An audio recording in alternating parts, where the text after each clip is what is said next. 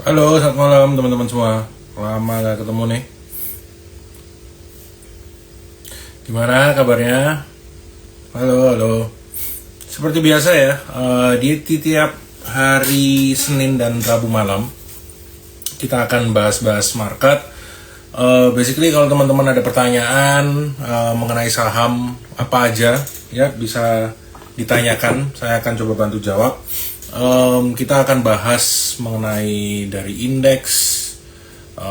Indeks ini sebenarnya bisa kita bilang koreksinya agak lebay ya teman-teman. Karena kalau teman-teman bandingkan dengan bursa regional lainnya, sebenarnya iya benar regionalnya juga ada yang koreksi. Tapi regional sebenarnya koreksinya nggak separah kita teman-teman. Bahkan beberapa udah sampai hijau, kita masih tetap koreksi 1%-an nih. Ya, jadi kita akan bahas itu. Sebenarnya apa sih yang perlu dikhawatirkan? Apa sebenarnya kita nggak perlu khawatir teman-teman dengan market seperti ini? Apa mungkin justru ini kesempatan untuk buy on weakness? Ya, kita akan bahas dari pergerakannya indeks. Kita akan bahas dari saham apa yang menarik. Ya, basically kalau teman-teman mau nanya silahkan. Ya, kan juga sebenarnya kita akan ada beberapa IPO ya. Dari Trimegah sendiri ada 2 IPO, yaitu PSAT dan juga CDIA. Ya semua orang tahu lah kalau soal CDIA ya. CDIA sih yang jauh lebih besar ya size-nya teman-teman. Itu sebenarnya ya mungkin teman-teman juga udah banyak yang baca ya. Ini kan anak usahanya TPIA, dimana CDIA ini cukup menarik ya sebenarnya.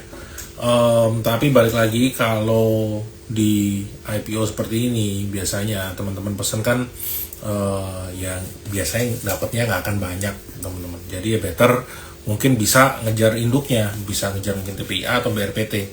Ya saya tahu memang kalau marketnya memang seperti ini ya, koreksi kayak gini, mau ngejar itu juga kayaknya agak nggak mood ya. Ya jadi kita akan bahas juga mengenai market. Tapi sedikit mengenai CDIA ya. Jadi CDIA ini kan sebenarnya ada 4 ya untuk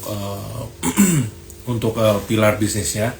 Yaitu pertama itu ada di energi ya, untuk CDIA ada energi, ada logistics, terus ada air ya, water, terus dia juga ada port dan storage. Ya kalau dari kontribusi untuk earnings ya sebenarnya yang paling tinggi ya dari CDIA itu ada di energi dan logistik teman-teman. Yang paling gede logistiknya dulu itu sekitar 40-an% ya dari EBITDA 2025. Terus energi itu hampir 30-an%, terus water, terus yang terakhir port and storage. Ya ini sebenarnya cukup menarik ya untuk CDIA ini. Kalau teman-teman sempat lihat mungkin ya di prospektusnya, CDIA ini kan punya hampir 5%, 4,99% di Ratu. Makanya nggak muncul karena belum punya 5% teman-teman.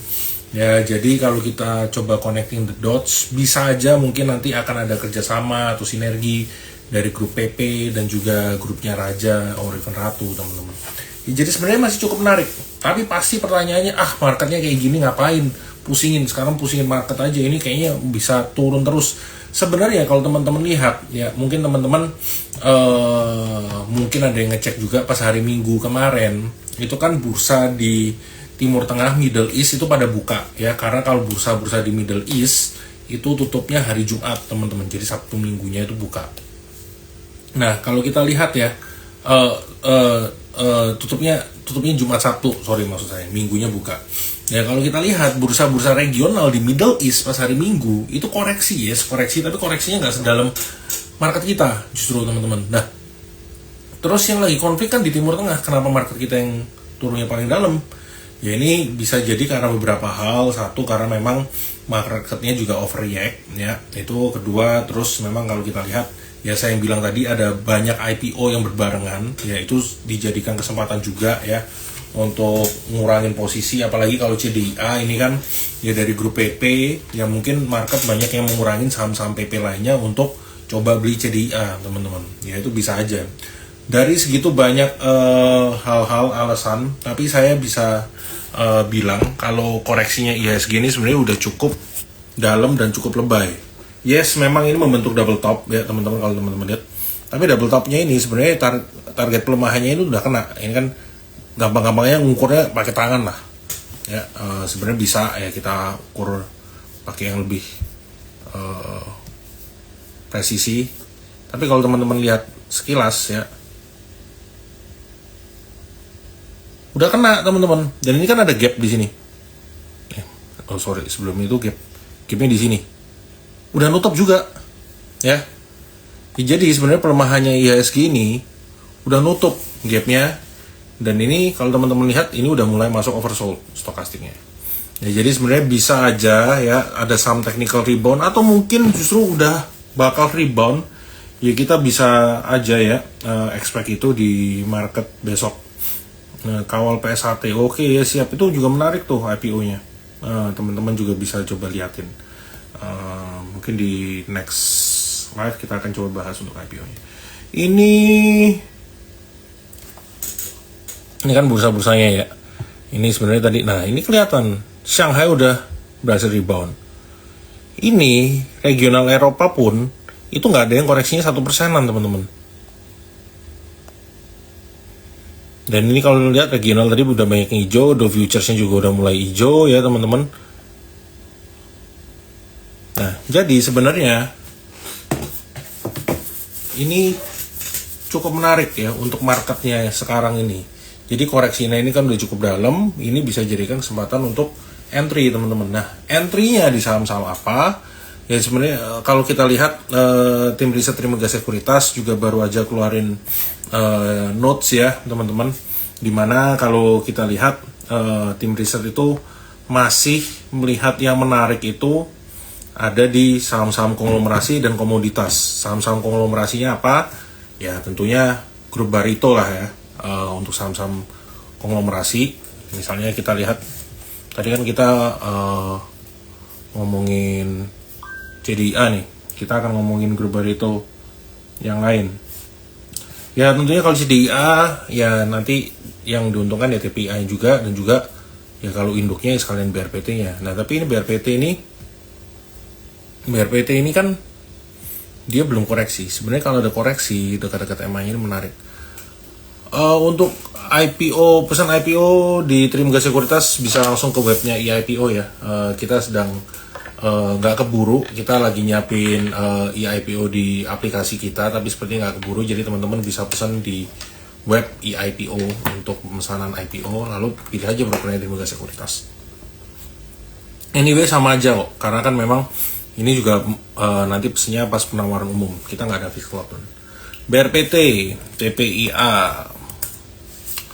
TPI-nya ini juga lumayan menarik. Tapi ya kalau teman-teman lihat dari grup-grupnya Barito ini, yang udah paling matang ya, itu justru adalah TPA. Kenapa? Earningsnya udah mulai kelihatan. Ya memang benar menarik, banyak akuisisi dan lain-lain ya, dari Shell, juga ada yang Chevron. Tapi kalau teman-teman lihat untuk dari secara inklusinya dia ke indeks, dia di indeks-indeks international FTSE, MSCI udah masuk semua teman-teman. Ya jadi sebenarnya ya kita tinggal expect ya nanti earningsnya ini, ya revenue-nya ini bisa kelihatan nggak, bisa bertumbuh nggak setelah dia ada banyak akuisisi itu. Ini untuk TPA ini juga sebenarnya agak, kita lihat nih, ini kan sekarang lagi bergerak dekat MA-nya ya. Kalau udah dekat-dekat MA, justru kalau bisa koreksi dekat MA masih ini, menarik untuk entry lagi si TPA. Selama dia di area-area sini terus bisa agak mantul ya. Ini sebenarnya masih menarik TPA. Kalau Petro ini juga aduh agak-agak lagi sih. Agak-agak menyedihkan bergeraknya. Tapi kalau teman-teman lihat memang di ini ada gap juga nih di sini.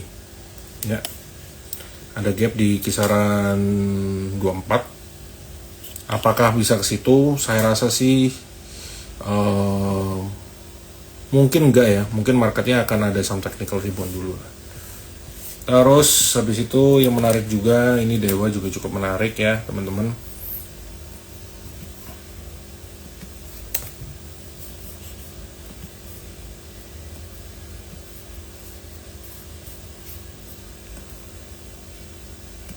Nih, jadi Dewa ini kan ada pullback juga.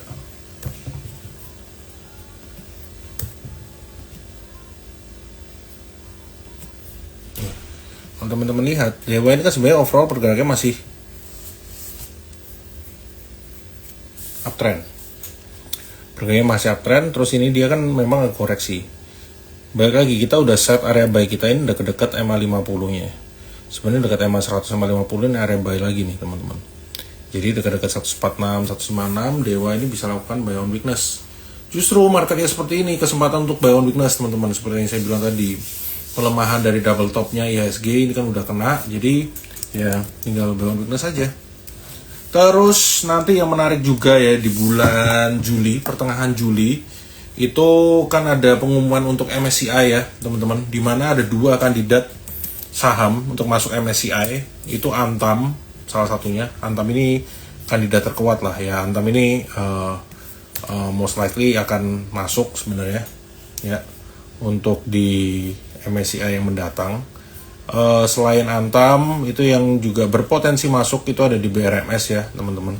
Tapi kalau marketnya seperti ini dan BRMS-nya koreksi-koreksi, ya bisa aja dia nggak masuk teman-teman.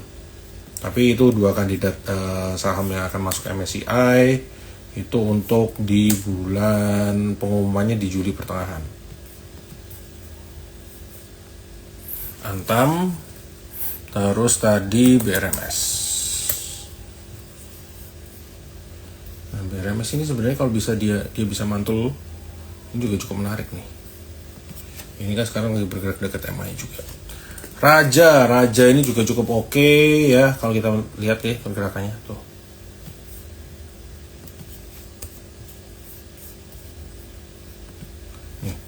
Nih, ini kan juga mantul ya, dekat area buy mantul. Ini jadi menarik nih sebenarnya untuk Raja. Ratu ini juga oke ya. Kalau saya ngeliatin dari 2 ini sebenarnya cukup oke ya. Jadi teman-teman kalau mau bisa dibagi aja, sebagian di Raja, sebagian di Ratu. Ini kan juga sebenarnya mirip-mirip lah.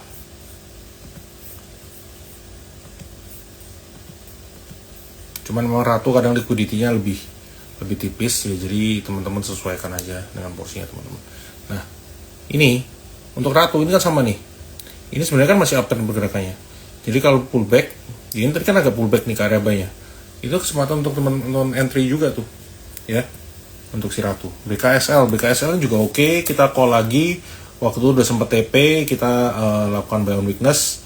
Dan ini kan hit area entry kita ya. Kalau teman-teman yang penasaran itu teman-teman bisa cek tuh di dalam aplikasi Trima, itu kan kita ada yang namanya Trima Ideas, Trima Picks. Itu teman-teman bisa lihat ya untuk rekomendasi saham yang kita berikan nih di sini. Oh, ini watchlistnya, ini tampilan yang baru. Pencet. Nah, ini BKSL, ini adalah saham-saham yang kita rekomendasikan ya. Antam udah kita bahas tadi. Ini BKSL juga cukup menarik. Sebenarnya banyak saham-saham yang small mid caps yang udah uptrend terus lagi pullback. Justru ini bisa kesempatan untuk buy on weakness teman-teman ya.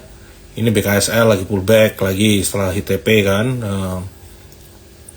Ini bisa lakukan buy on weakness. Ini kan juga ada gapnya di sini.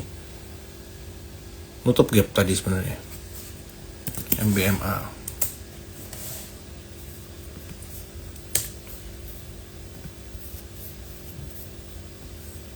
MBMA juga cukup oke nih ya mantulnya. Bumi juga udah tadi.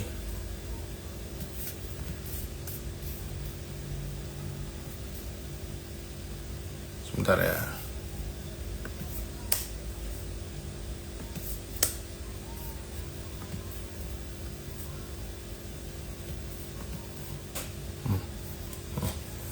Ini juga sama nih. Ini sebenarnya mungkin nggak usah terlalu jauh-jauh deh, di sini aja. Ya, ini kan dia pullback terus dekat MA-nya mantul, ya. Ini dekat MA-nya mantul sebenarnya teman-teman. Jadi ini menarik untuk lakukan buy on weakness. Ini kan area sideways-nya. Kalau dia nggak berhasil mantul ya, ada kemungkinan dia akan kembali bergerak sideways di area ini. Tapi ini menarik untuk entry di sini. Jadi sebenarnya banyak saham-saham yang udah mulai menarik untuk teman-teman lakukan entry. Jadi entry aja, dibagi aja teman-teman sebagian-sebagian. Ini MBMA-nya, MDKA-nya ini.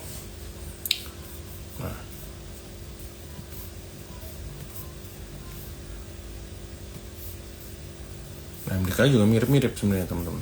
Nih. Ya. Dia ini kan lagi bergerak pullback. Nah, pullbacknya juga lagi ini kan memang ada gap. Area gap di sini, ini mulai bergerak dekat area gap. Ya sekalian aja kalau bisa koreksi ke dekat area gap ini kan sebenarnya area entry-nya lagi. Ini kuning ini dua ini adalah area entry yang kita set ya. Kenapa area entry yang di situ itu dekat gap areanya juga, teman-teman. Nah, jadi kalau bisa koreksi sebenarnya ke situ menarik juga ya. Kalau kita lihat ya bisa jadi kesempatan untuk entry.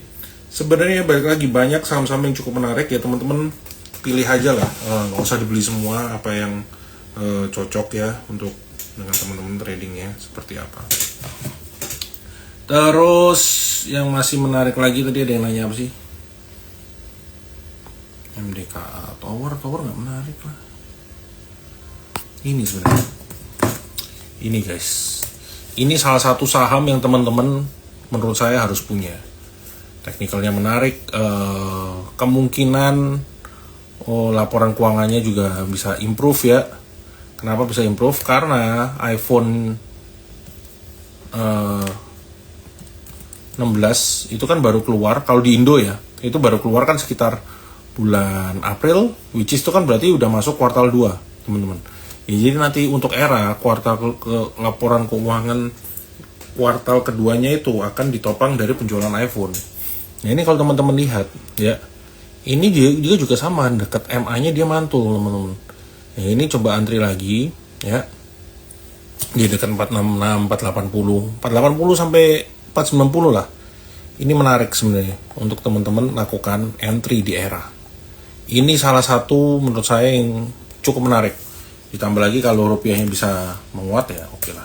MDKA ini tadi ya, ini jadi buy on weakness saja, ini kan ada area entry-nya. Jadi banyak saham-saham yang uptrend tapi lagi koreksi, jadi lakukan buy on weakness.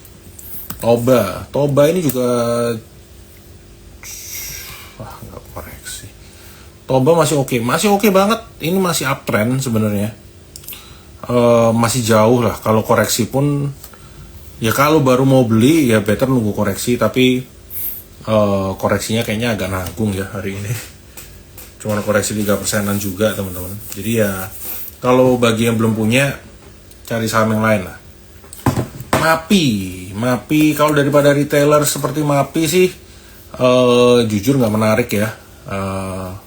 Kurang menarik lah. Kalau untuk retailers lebih menarik era sebenarnya teman-teman. Mapi ini dia akan lagi tes support nih ya. Kalau ini jebol stop loss. Kalau ini dia nggak berhasil rebound jebol, teman-teman bisa lakukan stop loss. PTBA ex-date koreksi as expected lah untuk PTBA teman-teman. Ini juga cukup menarik nih.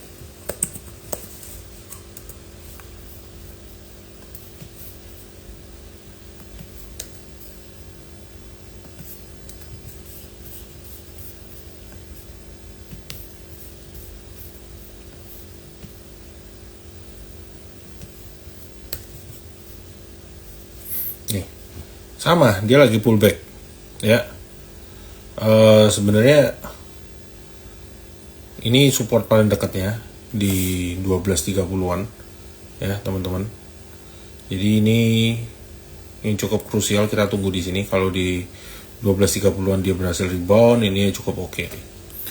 Intinya ya teman-teman, kalau teman-teman lihat di chart manapun, itu banyak saham-saham yang sebenarnya pergerakannya masih uptrend tapi lagi pullback. Pullbacknya itu selama dia nggak jebol ke MA 100 ya, itu jadi masih oke. Mungkin kalau MA 20 saya rasa rata-rata banyak yang udah koreksi lah jebol. Jadi dekat-dekat MA 50, MA 100 itu teman-teman cari aja. Itu area entry yang cukup menarik. Ya, tapi kita lihat juga sebenarnya karena indeks kita ini koreksinya lumayan lebay lah. Ya, regional udah nggak apa-apa, marketnya juga nggak apa-apa. Ya indeks kita aja yang agak berlebihan koreksinya. Oke, ya sebenarnya itu aja ya teman-teman untuk market. Ya kita tunggu juga nanti update-nya Amerika Serikat seperti apa. Tapi saya rasa kalau untuk perang, ya Iran itu sendirian. nggak ada negara, selama nggak ada negara-negara yang ikut campur dan ngebantu Iran, selama ini cuman limited ke 3 negara ini ya, Iran, Israel dan US, itu memang ya perang is bad, tapi selama itu nggak meluas kemana-mana, saya rasa damage-nya lebih limited lah. Kalau sampai ada negara-negara lain yang ikut campur dan bantuin Iran, itu yang kita harus waspada teman-teman. Oke, itu dulu buat malam hari ini ya. Thank you semua.